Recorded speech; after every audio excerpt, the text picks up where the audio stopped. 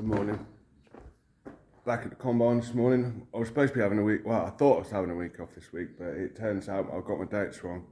So it's a good thing I said to the manager about it, because he goes, oh no, that's the week afterward. So there you go. Here I am doing this. It's a good thing I didn't make any arrangements. So plan, I think today is just get this engine, get the timing set, obviously get it off the frame, get all the bits off of it, and get the forklift in here in a little while and take the bits off. I'm going to take some photos of it, do a little bit of a video run around it now, and yeah, take the bits off it, bits and bobs, and we'll take the bottom end off and have a look, see what's what. So hopefully we should get that today. So get to have a look, see what's going on inside there. Right, okay, see you in a while.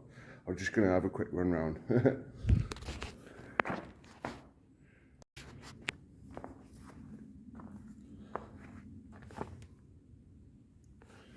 Yeah, the idea being, I can refer to the video. I'm going to take some photos as well.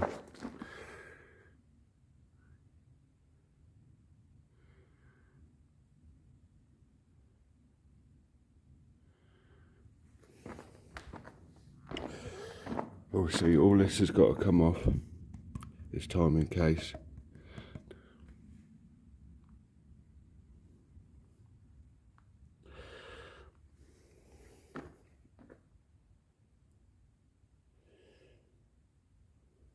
Yeah, so that's got to come off. This has got to come off. This has got to come off. And then we'll find a way of fastening it to the engine stand somehow. Not quite sure how we're going to do that yet.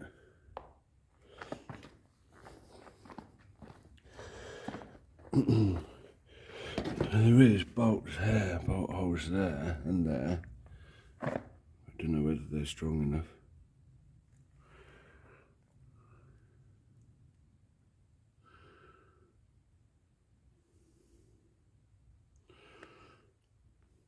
Right, yeah, that's it. We just had to improvise a bit, just using these extenders slightly differently. So these yokes usually have a bolt through them, go through, but I ain't quite got a puller that fits, so they're just sitting on there, so it should be alright. So it's obviously it's been on there a long time, so it's quite tight. There's quite a lot of pressure on there. I'm going to tap in there somehow. I'm going to find something to just hit it, and hopefully it jolts it off. Managed to get it sorted. Got the pulley off. Had to clean that up, it was a bit rusty. Got the starter motor off. So, not sure what I'm going to do next. Probably just do bits to this end. Do as much as I can without the forklift for a minute, because I take this off probably. At least get it moved so I can get that belt off. Get the fan off. The water pump's got to come off anyway, so I might as well have that off. Because we've got to fit another one, because the seal's gone in this apparently. Oh, look at that, the bearings are knackered already, look. I only rebuilt that last year. Never mind. He's just coming in with a forklift. Just coming in to lift it up. We're going to take this bottom off first. This cradle is going to come away. I was going to move that lovely thing. Right.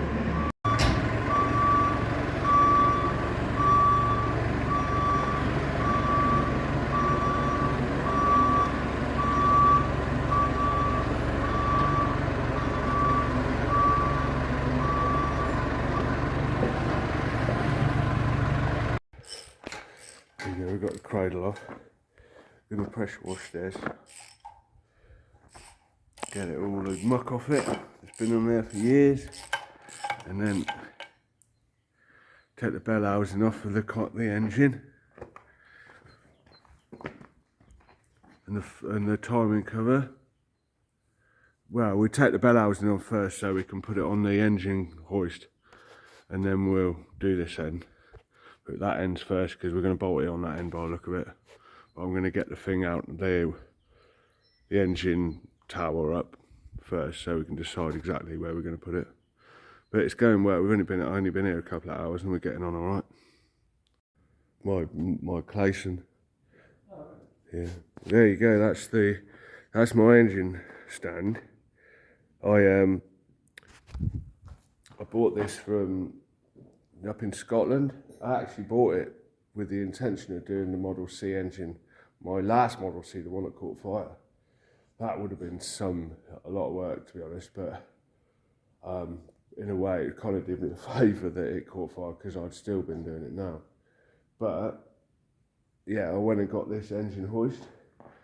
Forfar or Falkirk, that's it, near there. And the company, I think I've mentioned it before in my videos, but the people I bought it off, the company, there was a bloke who worked there who actually owned this. They did all the parts for the boat engines, the Caledonia McRae, the ferries and stuff like that go to the islands, the Scottish Islands, and he had this because he was interested in engines, did engines for all sorts of old stuff and that. But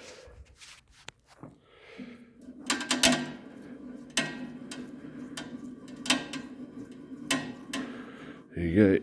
Both ways, nice and smooth, so try and find a way of bolting that on. Right, spot on.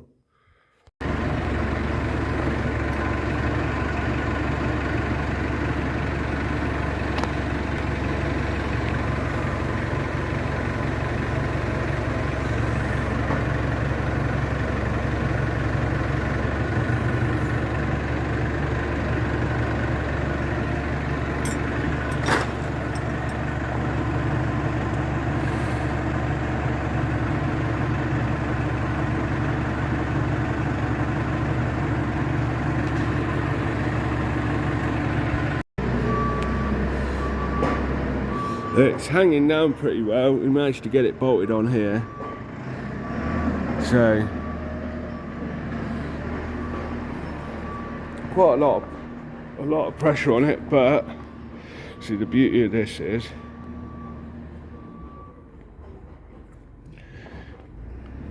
it rolls.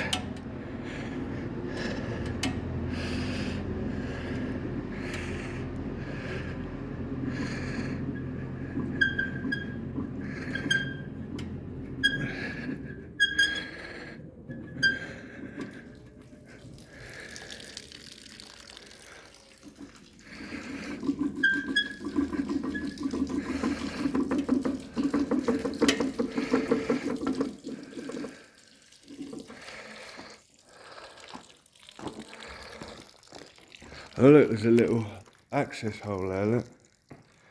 A little panel, just inspection. So yeah, good. But I've never seen one of them upside down before. Quality.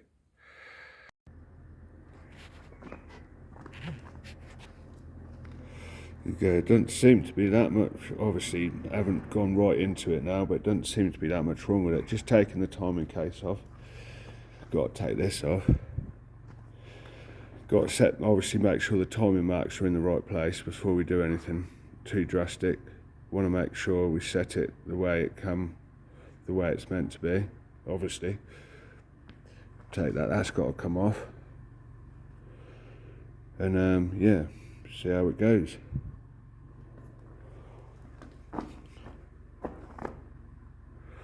Been wanting to do one of this for, well, like I say, I've still got to do the one on my other combine, but it ain't too bad actually.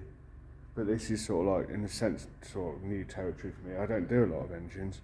I mean, obviously I've worked with them, doing them on cars and stuff like that, but they're just doing them how other people want them to do them. Obviously this is my engine and I've got to just take the initiative and do what needs doing to it. So, but yeah, it's coming together. That's all I can say. I mean, I've just got to be careful one bit at a time. I mean, I know if you do them all the time, you can just whip through it and just do whatever. But I just want to make sure this, you know, I could be doing something wrong. I wouldn't necessarily know. Obviously, I've got a book there. But there you go. Right, see you in a minute. That's it. Final final bit of the video for today anyway.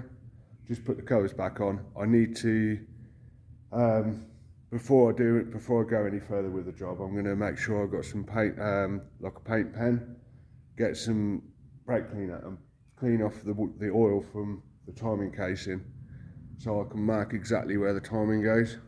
And I want like my mate to be here when we do it as well, so he can see it where it goes. And then, you know, everything looks pretty good, to be honest. There's not much wrong with it. I noticed we could change the seal quite easily in the end there.